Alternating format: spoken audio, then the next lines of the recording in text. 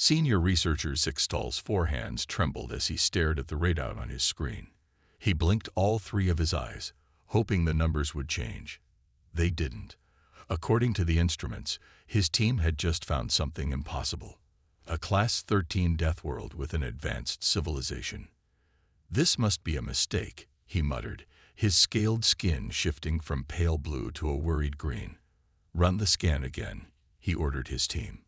The massive research vessel hung in space, its sensors focused on the beautiful blue-green planet below. Earth, as its inhabitants called it, shouldn't exist, at least not with people living on it. The highest classified Deathworld in the galaxy was Class 10, and even the hardy HFY wouldn't colonize anything above Class 8. Lisa Martinez was having a normal day at NASA's control center when every screen in the room started flashing. At first, she thought it was a system error.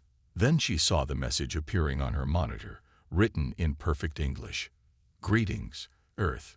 We come in peace and scientific curiosity." "You've got to be kidding me," she said, pushing her glasses up her nose. 20 years of working at NASA hadn't prepared her for this moment. The message continued to scroll across her screen, explaining that they were from the Galactic Classification Committee. Within hours, the world's top scientists and leaders gathered in an emergency video conference. Lisa found herself representing NASA, trying to explain what little she knew about their visitors. "They say they're scientists," she told the gathered faces on her screen. "And they seem mostly interested in how we survive here. They keep asking about our environmental conditions as if they're surprised we're alive." Up in his ship, Zixtal was facing his own crisis. His superiors at the Galactic Committee were in an uproar over his findings. Impossible. They kept saying, "Check your equipment." But after the 10th verification, they had to accept the truth. Earth was more than just a death world. It was a planet that combined nearly every lethal condition known to galactic science. Its gravity was crushing by common standards. The atmosphere was thick with corrosive oxygen. The temperature swings would kill most species. There were thousands of venomous creatures, areas of deadly radiation, and regular natural disasters. And somehow, humans not only survived there, they thrived. When Lisa received the full report about Earth's classification, she couldn't help but laugh. Everything that terrified the aliens was just normal life to her. The report listed deadly falling water as a regular hazard. She realized they meant rain. "You're telling me," she said during the first official communication, "that most species don't have weather?" Zixtal's reply was serious. Most civilized worlds have controlled environments. The concept of random water falling from above would cause mass panic in many societies. The alien scientist became even more confused when Lisa explained about swimming pools. "You willingly submerge yourselves in dihydrogen monoxide for entertainment." The horror in his voice made her bite her lip to keep from laughing. As the day progressed, more details emerged that showed just how different Earth was from other inhabited worlds. Humans could heal from broken bones. Apparently, most species died from such injuries. They could eat foods that would be considered toxic on other worlds. Even their ability to climb stairs was seen as a remarkable feat of endurance. The news of alien contact spread across Earth quickly, but not with the panic Zixtal expected. Instead, humans seemed excited, curious, and even amused by their visitors' concerns. They took pride in learning they were considered unusually tough. Lisa found herself working late into the night, helping coordinate the first planned meeting between human scientists and the alien researchers. As she gathered data about Earth's conditions to share with their visitors, she couldn't help but smile at their latest message. "We request that your representatives wear no more than one exoskeleton to our meeting. Our safety protocols were not designed to account for multiple layers of protective gear." She had to explain that humans didn't wear exoskeletons at all. The silence that followed that transmission lasted several minutes. As she looked out her office window at the rain falling gently on the NASA complex, Lisa realized that everything she knew about humanity's place in the universe had changed. They weren't just another civilization reaching for the stars. They were something unprecedented, survivors of conditions that the galaxy's oldest species considered impossibly lethal. And this was just the beginning. Dr. Peter Wright watched through the International Space Station's window as the alien ship approached. It was smaller than he expected, about the size of a bus, and gleamed like polished silver in the sunlight. As the station's commander, he had spent the last week preparing for this moment, though nothing in his 20 years of space experience seemed quite adequate. "They're requesting docking permission," said his crew member, Steve Palmer, trying to hide a grin. "They want to confirm our safety protocols for the 15th time." Peter nodded, keeping his face serious. "Tell them all systems are normal, and our deadly oxygen levels are properly contained." The alien ship connected to the station with a soft thud. Through the airlock window, Peter could see their visitors putting on what looked like triple-layer environmental suits. The aliens had insisted on bringing their own airlock tube, worried about exposure to Earth-normal conditions. 5 aliens entered the station. Their leader, senior researcher Zixtal, was easy to spot with his blue-green scales and 4 arms. Behind him, his team walked carefully, their sensors sweeping every surface of the station. "Welcome to the International Space Station," Peter said, speaking slowly as the translation device processed his words. "We hope your journey was comfortable." Zixtal's 3 eyes blinked in sequence. "Your hospitality is appreciated, Commander Wright, though we are concerned about the high gravity you maintain here. How do your bones not collapse?" Steve had to turn away to hide his laugh, pretending to check a monitor. The aliens set up their equipment, jumping at every normal station noise. When the cooling system kicked in, 2 of them huddled together until Peter explained it was just the air circulation. "You breathe this processed air?" one of the alien scientists asked, checking his instruments. "Voluntarily. We have to breathe something," Peter replied with a shrug. "Would you like to see the hydroponic garden?" The mention of their small space garden caused great excitement among the aliens. They followed Peter to the module where the station grew some of its own food. The sight of growing plants in space seemed to both thrill and terrify them. "You cultivate organic matter in your living space?" Zixtal asked. "And you eat it. Fresh vegetables are good for us," Peter explained. "Would you like to try some lettuce?" The aliens declined quickly, their scales changing to pale yellow in what Peter guessed was horror. The assessment continued throughout the day. The aliens were amazed by everything. They couldn't believe humans could sleep in microgravity without special support systems. The fact that the crew exercised in space seemed to deeply disturb them. When Katie Brown, the station's engineer, demonstrated their daily workout routine, the aliens recorded everything with intense interest. The sight of her doing push-ups made one of them leave the room. "Your species is remarkably durable," Zixtal said, watching Katie lift weights. "On most worlds, such strain would cause immediate medical emergencies." The most surprising moment came when Peter showed them the station's emergency procedures. "You mean to tell us," Zixtal said, his translator struggling to convey his disbelief, "that if something goes wrong, you repair it yourselves? You don't wait for a specialized repair unit?" "We can't," Peter explained. "We're too far from Earth. We have to fix things on our own." The aliens huddled together, discussing this in their own language. When they turned back, Zixtal seemed to have made a decision. "Commander Wright," he said formally, "we must revise our initial assessment. Your species is not just surviving in extreme conditions. You are adapting to them, even thriving in them. This changes everything we thought we knew about biological possibility." As the day ended, Peter watched the aliens prepare to return to their ship. They had collected mountains of data, taken countless readings, and seemed both impressed and terrified by everything they'd seen. "One last question," Zixtal said before leaving. "Your people plan to build more of these stations? To go further into space?" Peter nodded. "We're already planning missions to Mars." The alien scales shifted to a new color Peter hadn't seen before. "Then the galaxy will need to prepare itself," Zixtel said.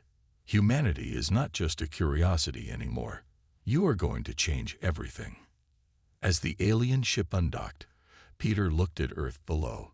He wondered what changes their visitors' report would bring. One thing was certain: humanity's reputation in the galaxy would be unique. Well, Steve said, floating up beside him, at least they didn't see us drinking hot coffee. That might have been too much for them. Peter laughed. It was just another day on humanity's outpost in space, even if it had changed galactic history. Dr. Quenth had studied alien life forms for over 40 Earth years, but nothing had prepared him for humans. As he stood in the Olympic training facility, his scientific equipment spread out before him, he watched in disbelief as Kelly Thompson prepared for her demonstration. "You mean to tell me," he said through his translator, "that you will run continuously for over 2 hours?" Kelly smiled as she tied her running shoes. "That's right. It's called a marathon. Some humans run even longer distances for fun." The alien doctor's recording tentacles waved in agitation. Behind him, his medical team checked their instruments again, certain they must be malfunctioning. "But your body temperature," Dr. Quenth began, "will regulate itself through sweating," Kelly explained. She took a sip of water, another action that made the aliens nervous.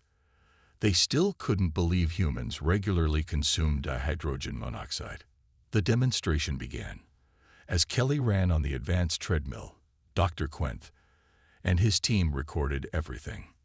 They were amazed by her steady pace, but what really shocked them was her body's cooling system. "Impossible," one of the junior researchers shouted when they detected the sweat glands working.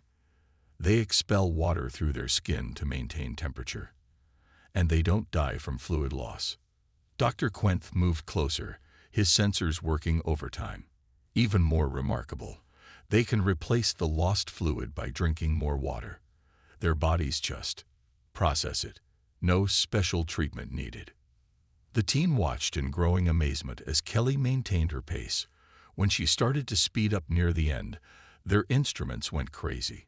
"She's increasing her output." After 2 hours, Dr. Quenth could barely keep his professional composure.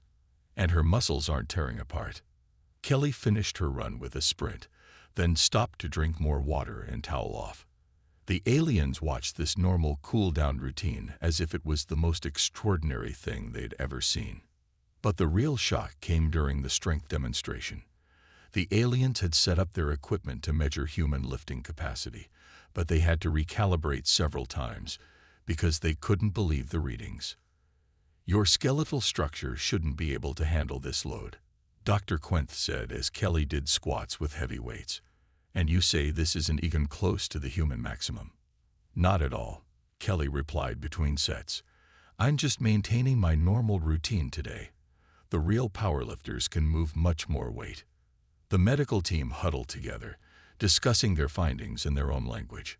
Their tentacles were waving in patterns that suggested extreme excitement or distress, possibly both. When Kelly showed them her training videos, including clips of human gymnasts, swimmers, and rock climbers, Dr. Quenth had to sit down. "Your young train their bodies to do this?" he asked, watching a video of gymnastics practice, voluntarily. "We start pretty young," Kelly confirmed. "I began training when I was 6. The alien doctor's color changed to a pale shade. "You expose your offspring to these conditions, and they survive." "They don't just survive," Kelly said proudly. "They thrive on it. Exercise makes humans stronger, especially when we start young." The final shock came when they scanned Kelly's old injury records. The aliens were stunned to learn about the human body's healing abilities. "You broke your arm 10 years ago," Dr. Quenth asked, checking the scans. "But it's completely healed. Your species can repair broken bones." "Pretty much," Kelly said. "It took a few weeks in a cast, but that's normal. Don't your people heal from breaks?" The aliens' response made it clear that no, most species did not survive such injuries, let alone heal from them. As the day ended, Dr. Quenth made his final notes. His report would shock the galactic medical community. Humans weren't just surviving on their death world. Their bodies had evolved remarkable abilities that other species would consider superhuman. "One last question," he said to Kelly. "Do all humans push their bodies to these extremes?" Kelly laughed. "Doc, I'm just an average athlete. Wait until you meet our Special Forces teams." Dr. Quinth decided some things were better left unstudied. Some truths about humans might be too shocking for the galaxy to handle. Vermax, the lead alien anthropologist, had studied many species across the galaxy, but nothing had prepared him for his visit to Ryan Cooper's martial arts gym in Chicago. His research team stood nervously at the entrance, their recording devices humming as they documented everything. "Let me understand this correctly," Vermax said, his antenna twitching. "You teach humans to fight, for fun." Ryan nodded as he wrapped his hands. "That's right. People come here after work or school. It's good exercise, builds confidence, and helps with stress." The aliens watched in horror as two students practiced boxing in the ring. Every punch made Vermax's protective scales ripple with anxiety. "And they are friends?" he asked, noting how the fighters smiled and helped each other up after the round ended. "Of course," Ryan said. "Most of them grab dinner together after class. Fighting doesn't mean we're angry at each other." Vermax's assistant, studying the gym's schedule, suddenly made a high-pitched sound of distress. "They teach this to children too." Ryan walked them over to the youth class area. "Sure do. Kids love martial arts. It teaches them discipline, respect, and self-control." The alien researchers huddled together, frantically updating their cultural notes. The idea of teaching young humans combat skills seemed to deeply disturb them. Things got even more interesting when Ryan showed them videos of different fighting styles. The aliens watched clips of karate, wrestling, and judo with growing amazement. "You mean to tell us," Vermax said, his translator struggling to keep up with his excited clicks, "that humans have created hundreds of different ways to fight?" "Thousands, actually," Ryan corrected him. "Every culture on Earth has its own fighting traditions. Some are ancient, others are more modern." When Ryan mentioned MMA fights, Vermax insisted on learning more. The alien nearly fainted when he realized humans would pay to watch others fight in a cage. "They do this voluntarily," he asked for the 5th time. "No one forces them. They train for years to compete," Ryan explained. "It's considered an honor to fight at that level." The research team was equally confused by other human sports. They couldn't understand why anyone would climb mountains, race cars, or jump out of perfectly good airplanes. "Your species seeks out danger for entertainment?" Vermax asked, reviewing the data on his pad. Ryan laughed. "Those are just hobbies. Wait until you learn about our action movies." The aliens spent the next hour watching clips from various sports and action films. They were amazed that humans would recreate dangerous situations just to tell stories. "This makes no biological sense," Vermax said, shaking his head. "Most species try to avoid danger. Humans seem to chase it." As the day went on, Ryan showed them the gentler side of the gym too. He explained how martial arts taught meditation, inner peace, and respect for others. "So you train to fight, to avoid fighting?" Vermax asked, trying to understand. "Exactly," Ryan said. "The best fighters I know are usually the most peaceful people. They have nothing to prove." Before they left, Vermax had one final question. "In your professional opinion, if humans had to fight other species in the galaxy, what would happen?" Ryan thought for a moment. "Well, we've spent thousands of years figuring out how to fight other humans, who are already pretty tough. I'd say that gives us some advantages." The alien researcher made a final note in his report. "Warning: do not provoke humans into physical conflict. Their species treats combat as both art and entertainment. They are literally built for it." As they left the gym, Vermax watched two students bow to each other before leaving the mat. He finally understood something important about humans. They weren't just survivors of a deadly world. They had turned their harsh evolution into a source of joy, art, and community. That, perhaps, was the most alien thing about them. The grand chamber of the Galactic Council glowed with soft blue light. Susan Chen stood at the center of the room, surrounded by alien representatives from 1,000 worlds.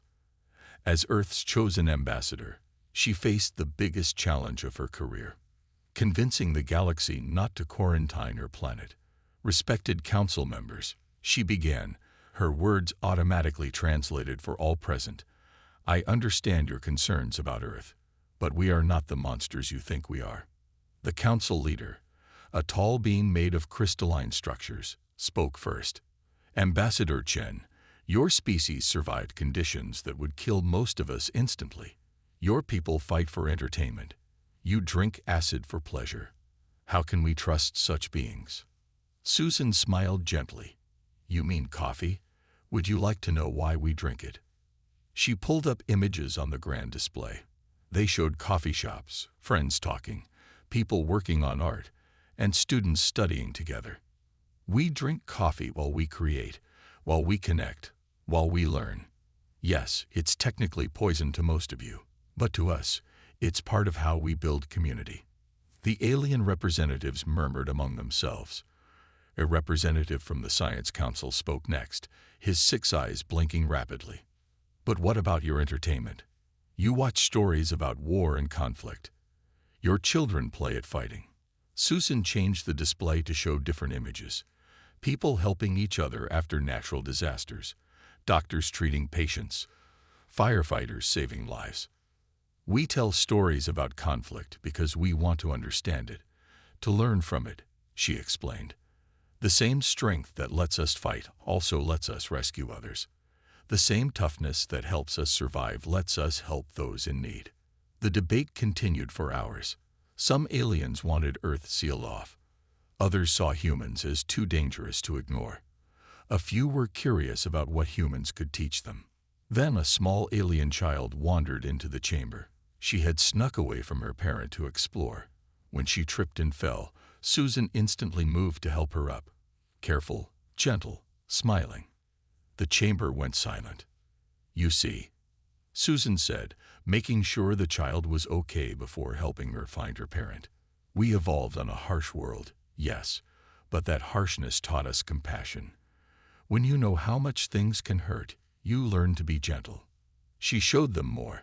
Human art museums, orchestras playing music, gardens full of flowers. We don't just survive on our Deathworld. We create beauty there. We nurture life. We build things to last. A military advisor spoke up. But what if humans decide to use their strength against us? Why would we? Susan asked simply. We've learned that working together is better than fighting. Yes, we can fight if we must. But we'd rather trade stories, share meals, and learn from each other. She showed them videos of the International Space Station, where humans from former enemy nations now work together. This is what we do with our strength. We build bridges. We explore. We reach out to others. The council debated among themselves. Finally, the leader spoke again. Never in our history have we encountered beings like humans. You terrify us, Ambassador Chen. But you also intrigue us. Perhaps. The leader paused. Perhaps that is not entirely bad. Susan felt hope rise in her chest, but she kept her face calm. Years of diplomatic training had taught her patience. We will not quarantine Earth, the leader announced, but we will watch you closely. Show us that your strength can benefit the galaxy.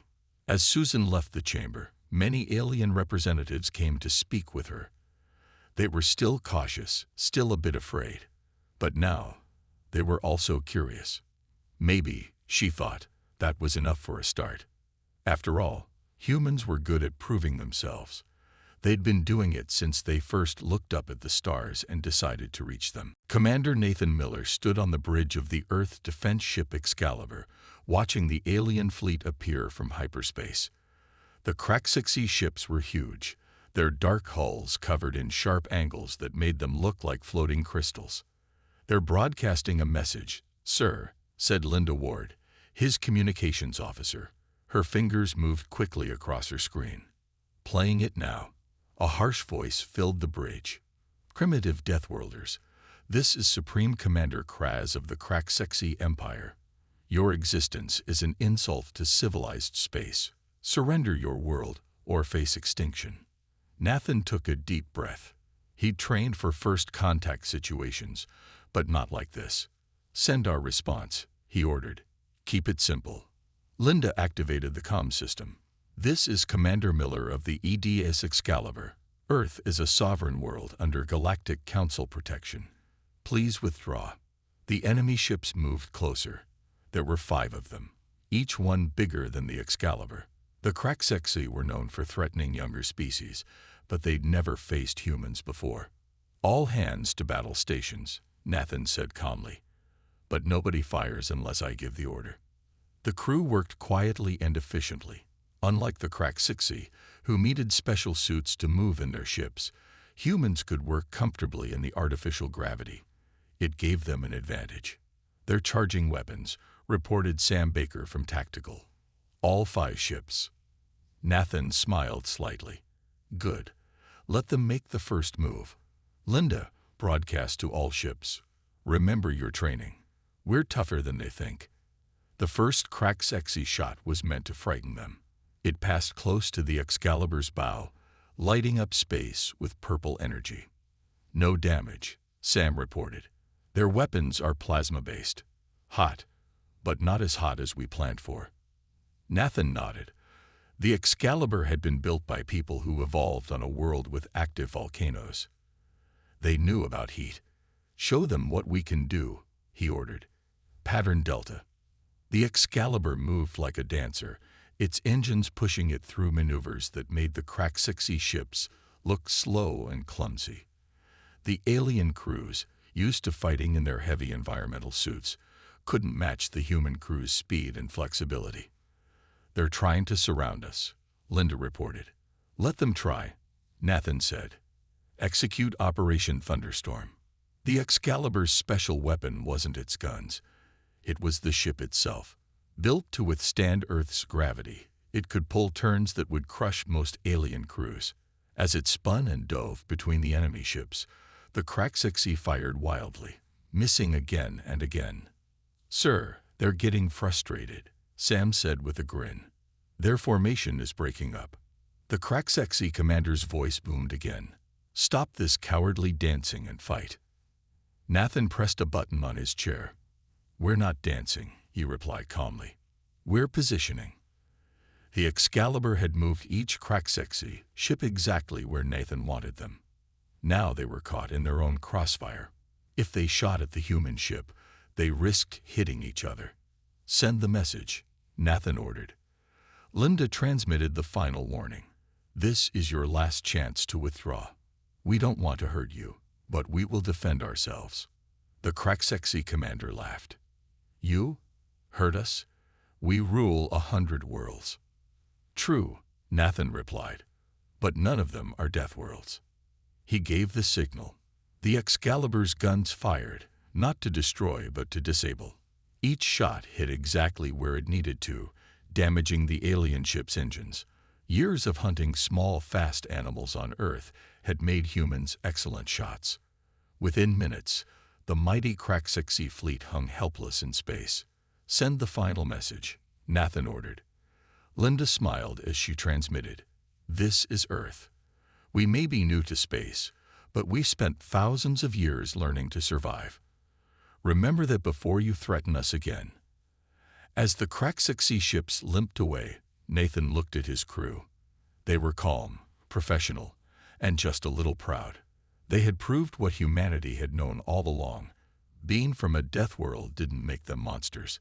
It made them very, very good at surviving. 1 year after the Kraxexi incident, Captain Amy Rodriguez walked through the New Earth Embassy on the Galactic Central Station. Beside her walked Yenri, the alien diplomat who had become one of humanity's strongest supporters. "You should see how things have changed," Yenri said, his crystalline form glowing softly with friendly blue light. "A year ago, most species wouldn't come near the human section. Now they're lining up to talk to you." Amy smiled as they passed a group of alien children who waved at her excitedly. Amazing what a little understanding can do, isn't it? They entered the main hall where teams of humans and aliens worked together. The sight would have been impossible just a year ago. Humans helping other species solve problems that had troubled them for centuries. The mining colony on Dreyfix 4 sent another thank you message. Yenri said, checking his datapad. Your engineers fixed their drilling problems in a week. No other species could handle the planet's gravity long enough to do the work. Amy nodded. And how's the rescue team doing on the ice world? Incredible, Yenri replied. Your people just walk around in what they call winter clothes, while everyone else needs powered heating suits. They've already saved 3 stranded research teams. They stopped at a large window overlooking the space station's dock. Human ships sat next to alien vessels of all shapes and sizes. Many of the alien ships now had human crew members aboard. The Galactic Council is creating a new classification system, Yenri said. They're calling it the Earth Standard for species that can help in extreme conditions. We're not so scary anymore then, Amy asked with a grin. Oh, you're still terrifying, Yenri laughed, his crystals twinkling. But in a good way. You're like the tough friend everyone wants to have around when things go wrong. They watched as a group of human teachers demonstrated Earth sports to alien students in a specially designed gym. The aliens were learning safely, wearing protective gear, but they were clearly having fun. 6 months ago, they would have run away screaming, Amy said. Now look at them. A small alien child managed to do a cartwheel, and everyone cheered. The humans had learned to be extra gentle with other species, while the aliens had learned that humans weren't as dangerous as they'd feared. The science teams want to talk to you, Yenri said as they walked on. They found another world that needs help with dangerous animals. Apparently, your wildlife control experts are the best at handling large predators without hurting them. Send them to Australia, Amy suggested. Our people there have lots of experience with dangerous creatures. They reached the new Human Relations Office, where Amy had her next meeting. A line of alien representatives waited outside, each hoping to request human assistance with various problems. Did you ever think it would turn out like this? Yenri asked. When we first discovered Earth and called it a Deathworld. Amy thought about it. Maybe not exactly like this, but humans have always been good at 2 things: surviving and helping others survive. The galaxy is changing because of you, Yenri said. You know that, right? For the better, I hope, Amy replied. Definitely for the better. You've taught us that strength doesn't have to mean violence. That being tough can mean being the best helper. That surviving hardship can make you kinder, not crueler. As they parted ways, Amy saw a group of alien scientists working with human doctors on new medical treatments. In another room, human artists taught alien students how to paint. Somewhere on a distant world, human engineers were probably helping build something new and amazing. Earth was still a Class 13 death world. Humans were still surprisingly tough and resilient. But now the galaxy saw these things as gifts, not curses. Humanity had found its place among the stars not by conquering or frightening others, but by being exactly what they'd always been. Survivors who helped others survive too. And that was worth all the fear and misunderstanding it had taken to get here.